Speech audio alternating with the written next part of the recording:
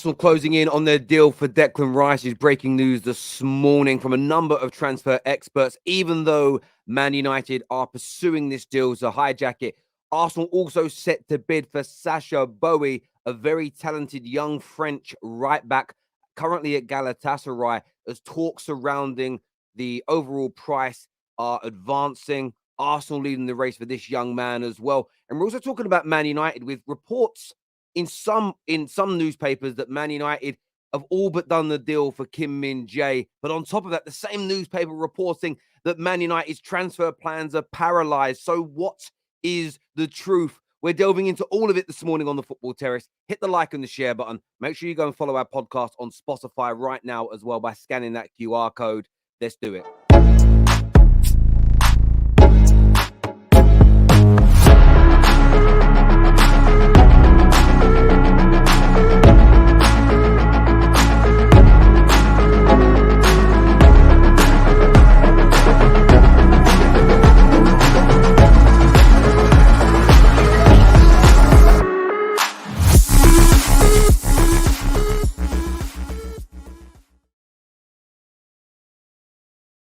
Every summer, drama is created around Manchester United's transfer window. Sometimes we sign the players the club wants, sometimes we miss out, sometimes we make mistakes, but it's the same drama every year.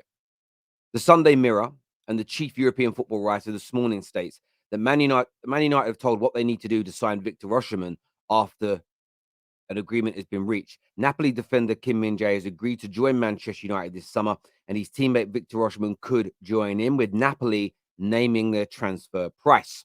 The story goes on to say Man United have been told they must pay £140 million for Victor Osimhen this summer after agreeing a deal to sign his Napoli teammate Min-Jae. The deal will not be triggered until the beginning of July, as that is when the buyout clause for the defender kicks in. But Man United have all but agreed the structure with Napoli and agreed personal terms with the defender. Now, that reads a very positive story. United are looking at Victor Osimhen as an alternative to Harry Kane. Great. A deal around 40 to 50 million pounds for Min-Jae. Done. The player wants to join. He wants to agree. Very quick, very early business being reported for Man United. But the same very media outlet this morning has done a completely different story. This is from Simon Maddock, the chief football writer at The Mirror, who states that Ten Hag's transfer plans still paralyzed over Man United's takeover saga, and it threatens the summer. And of course, that's the headline that gets picked up on. I'm seeing content creators and people go, oh, summer's in trouble. It starts off by saying the Glazer family remain in charge at Man United, with Ten Hag unsure over what size budget he'll have at his disposal for the summer transfer window, despite adding Champions League funds. The Glazers have paralyzed the Dutchman's plans to continue rebuilding at Manchester United, despite hitting a £100 million jackpot by qualifying for the Champions League. Sources close to Ten Hag have confirmed that they've been given little information about whether the Glazer family intend to follow through with their sale to Sir Jim Ratcliffe or Sheikh Jassim. But the article goes on very little, in my opinion, to talk about the sales process isn't going to be impacted. Like, it's going to be impacted. There's going to be a small budget. And the reason that I'm calling a little bit of BS on this is we got the same news last year. It just wasn't connected to a sale. This was a tweet, but quoting from Simon Stone, the 30th of May, 22, that with a limited budget, BBC Sports have been told there will be no Man United premium when it comes to transfers. We saw this for the first 6 to 8 weeks of last summer, that Man United would not be spending a lot of money. Man United would not be overly investing. Man United have a budget of about £100 million. We went on to spend £205 million. This summer again, the non-sale of the club is going to paralyze the transfer budget. We have to sell to buy. Everybody has to sell to buy. Otherwise, you end up with a squad like Chelsea's. It's more than just money. Everybody sells to buy. They don't, not every single summer, but over the course of a 3 to 4 year period, every club sells to buy. Man United have a transfer budget. They have a transfer kitty, whatever phrase you want, a war chest, whatever you want to use. It's there. Man United will have anywhere between 200 to 250 million pounds to spend this summer. That's there. That exists. Man United fans I think have got to pull away from this scaremongering tactic from the media.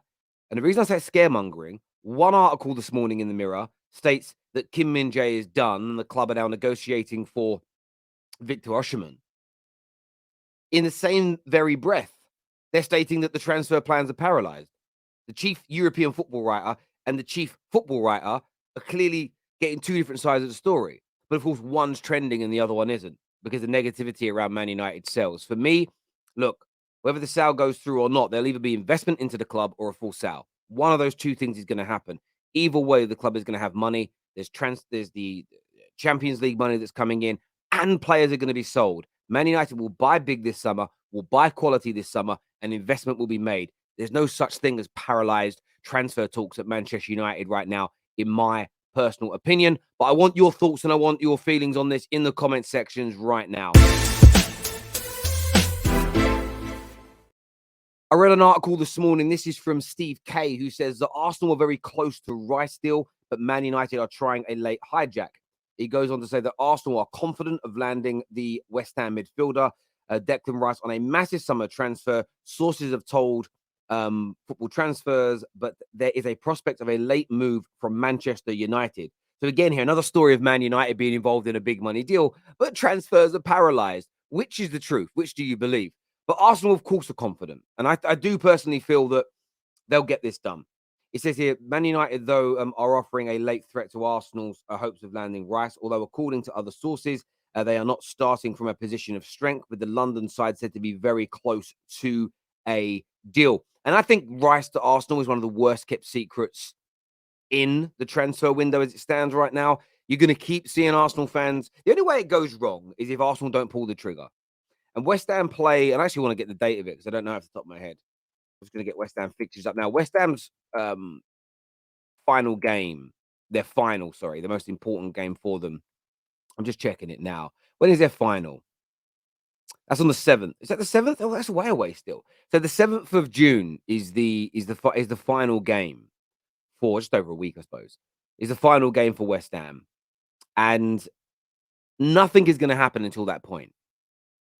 Nothing will happen until that stage. I think you're going to keep seeing stories of hijacks, but listen, it doesn't mean nobody will, because you can't predict the future. There isn't a journalist, even people at Arsenal, Declan Rice himself, nobody knows the future.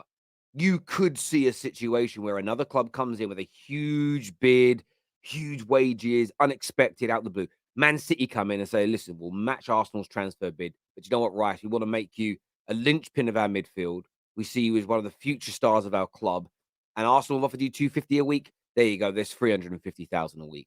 I'm making this up. It's hypothetical, but anything can happen. But as it stands right now, Arsenal leading the race. The players agreed personal terms. The deal is very close. I believe all that's holding this deal up right now, when you read all the stories and you go through all the bullshit and you look at the center of it, all that's holding this up is that West Ham are in a final. If West Ham's season was over, and today was just a dead rubber end of season game, there was no final, this deal would be progressing right now. But they're not going to do it ahead of the biggest game in over 40 years for West Ham United Football Club. It's as simple as that. In other news today, though, for Arsenal fans, and this is something to maybe get excited about because the club is looking at a big overhaul this summer.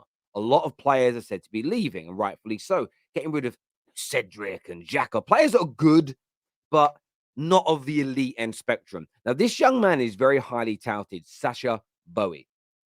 And I think it's pronounced Bowie. Maybe someone can tell me different. That's how I read it, but everyone knows I'm dyslexic, so I could have that a little wrong. This story claims that Arsenal are preparing to launch a £20 million bid for the Galatasaray fullback. Arteta is believed to want defensive reinforcements ahead of the 2023-24 campaign, and Bowie fits the bill after starring in for the Turkish side this year. And again, I don't watch Turkish football week in, week out. I'm not someone who studies the academy graduates and the young players in France overly. So, of course, you do your research and you read about this young man. And there's a lot of hype, there's a lot of buzz about his technical ability and his defensive prowess. And I think the technical ability is important because how Mikel Arteta likes to deploy his fullbacks. He likes them to have the ability to go forward and attack. Of course, he wants them to be strong and resolute defensively if he can. But also, they have to operate at times in midfield roles. So their ball playing ability is key. Now, what I've read about this young man is that he has got all those traits and hallmarks, and actually is someone that is considered quite a good defender. So it's going to be very interesting to see what Arsenal do here. But what's important about these deals is this: whenever you see the transfer window starting, whether it's Man United, whether it's Arsenal, whether it's Chelsea, all the transfers you see teams linked to are always 50, 60 plus million. You add it together and go, have we really got 400 million pounds to spend? But these are the types of deals that are always going to come along that quote unquote save money because it's a 20 million pound transfer, which in 2023 is pennies. It's pennies in comparison. When you think that Mason Mount might be going for 55, 60 million, when you think that Jude Bellingham is going for 108 million, 20 million pounds for a new right back who's highly touted, highly rated, who's probably one move away from seeing his price double and triple. So let's say Galatasaray do sell him this summer and he goes to a Dortmund or he goes to Paris Saint-Germain or a team of a Champions League or a Newcastle and does really, really well for a couple of years. Suddenly he's a 60 million pound player. Arsenal trying to get in early on this young man. Of course, he's not a complete unknown. A lot of people on socials talking about him, a lot of scouting reports out there on him. A very talented man indeed. That's going to be very intriguing to see what Arsenal do. But you kind of look at what they're trying to build at the minute. The Declan Rices, the Caicedos that they're linked to. Now, Sacha Boey. Quality players, technicians, fairly young in age still. And obviously looking at the likes of Ilkay Gundogan. You look at that summer and start thinking, imagine that. You bring in Ilkay Gundogan and Declan Rice, and then you bring in Boey. You're only looking there probably at about 100 million pound to spend. But you've probably bought into the club in terms of talent, 150 plus million pounds worth of talent. And remember, it isn't just the transfer fee you should focus on. It's the upside. How good is that player going to become? What's their valuation on the pitch as opposed to the transfer price that you pay? Those two things are very, very different. So it'll be interesting to see how this pans out. But Arsenal's window starting to pick up a little bit of pace before the end of the season. I'd love your comments below. Make sure you go and follow us on Spotify right now. Podcast out twice a week. Go and get us followed. Set us on auto download as well. And go give us a nice 5-star rating over there on Spotify. Until next time, people, take care. Goodbye. God bless. And I'll see you all again soon. Thank you.